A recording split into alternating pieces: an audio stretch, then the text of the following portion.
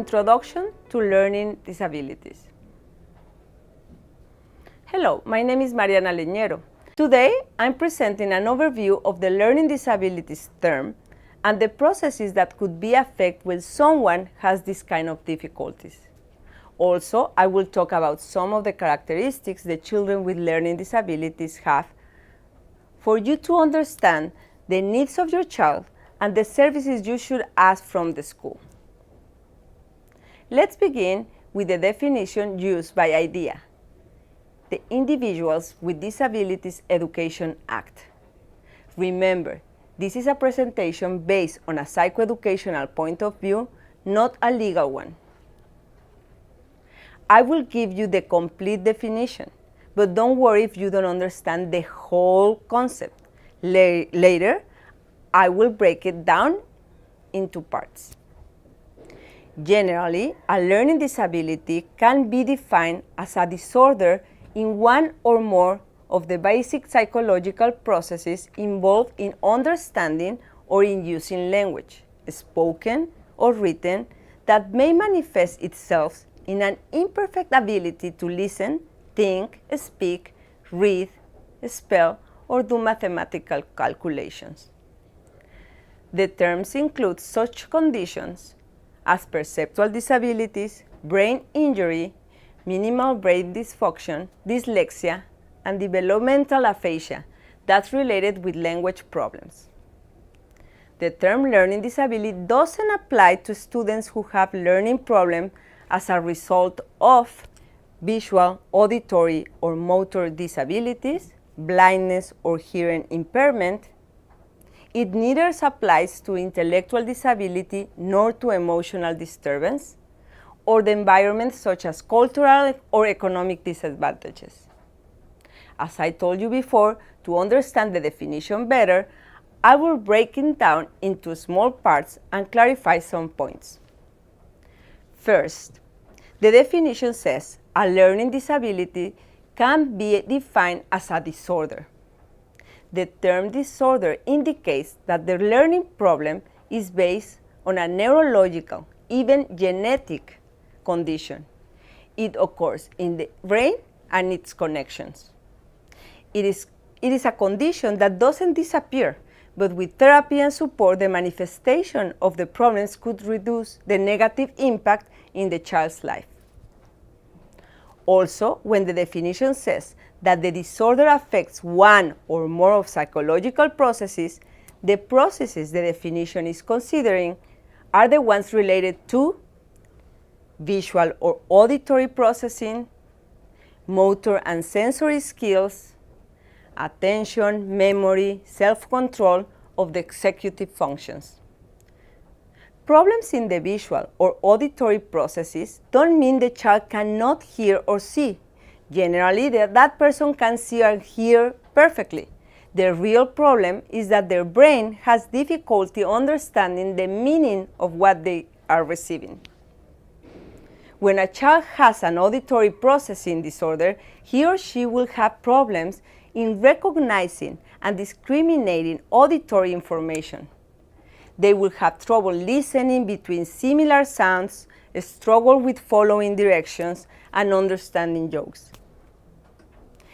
It's possible as well that they deal with auditory overload, which is the feeling of being overwhelmed with information lacking in contextual clues, specific, and or presented in unfamiliar language or in a noisy environment. Problems in visual processing could manifest themselves in difficulty to discriminate, process, and understand visual information. For example, discriminating between similar shapes, letters like M or N, B or D. They can also have difficulties in reading letters or words within a phrase or text, losing the underlines, skipping, or adding letters. Often, visual processing issues get confused with dyslexia, but the difference is that dyslexia is related to processing both language and visual information. We will discuss dyslexia later. In both auditory and visual processing, disorders, the ability to recall information and follow directions are compromised. This will affect abilities such as spelling, writing, and reading. Other psychological processes that could be affected in learning disabilities are sensory and motor processing, which is the ability to organize the information we get from our senses and through our body. Children with problems in this area can be oversensitive or undersensitive to sights, sounds, textures, flavors, smells, and other sensory inputs. It could also include other motor problems such as fine motor skills for building towers, holding a pencil, or gross ones like maintaining balance, jumping up and down, or running in a coordinated way. It is important to clarify that I'm offering a general overview about these processing problems. For a better understanding, it will be necessary to explain each of them in depth together with the consequence they have in the learning process.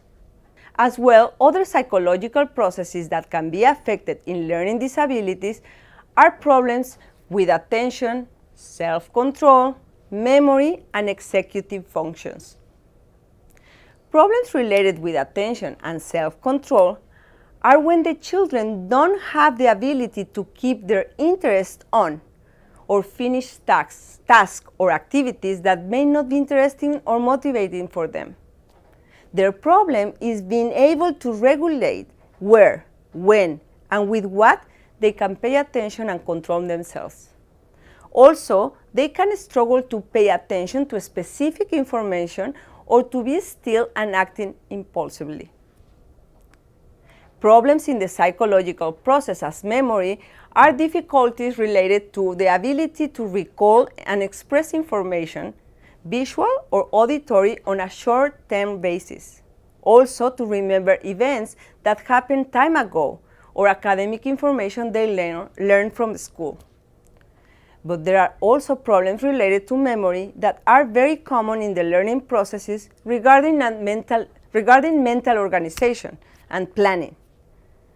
These abilities allow us to remember daily activities, like where we leave things, the homework the teacher just told us, to follow and understand instruction or sequences. Now, we will discuss the different types of specific learning disabilities. The psychological processes I explained before, like attention, visual, or auditory processing, memory, etc., can be found in specific learning disabilities such as dyslexia, dysgraphia, and dyscalculia. Dyslexia is a brain-based condition and a language-based learning disability that affects individuals through their lives and causes difficulty with specific language skills such as reading, spelling, writing, pronouncing words, even math, as well as related problems with comprehension and speaking. In people with dyslexia, the brain has trouble recognizing or processing certain types of information. This can include matching letters, sounds, and symbols and blending them together to make words. There are some people with dyslexia that don't have trouble sounding out or decoding words, but they struggle to understand what they read. It can be very hard for people with dyslexia to read in a way that is automatic. Another specific learning disability is dysgraphia. Dysgraphia is a specific learning disability product of a language disorder that affects written expression. It generally appears when children are first learning to write. A child with this disorder will also show difficulties with spelling, poor handwriting, and putting thoughts on paper. Also, when a person has dysgraphia, it can be difficult for them to control the fine motor skills that writing requires. For instance, holding the pencil, the flexibility of the wrist. The last one is dyscalculia, which is a learning disability in math.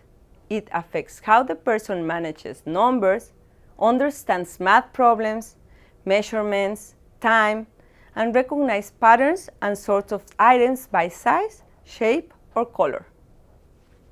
They will have trouble recognizing number symbols, such as making the connection between 8 and the word 8. Recalling can be affected too. For example, remembering numbers and skipping numbers long after kids the same age can count numbers and remember them in the right order. It is necessary to clarify that it's possible to find 2 or more learning disabilities in one person or combine with others like autism, intellectual or language disability, for example. Now, I hope you have a better understanding about what a learning disability is. Finally, I would like to explain that the method to decide if a student is eligible or not to receive assistance under the learning disability category is taking the following elements into account. 1, he or she has one or more of the psychological processes disorders. 2, the disorder is the cause of severe discrepancy between intellectual ability and the achievement in one or more academic areas. The discrepancy cannot be corrected in the regular classroom. We conclude this unit, but remember, with this information, it will be easier for you to ask for services, set goals, and create strategies. Thank you for your attention.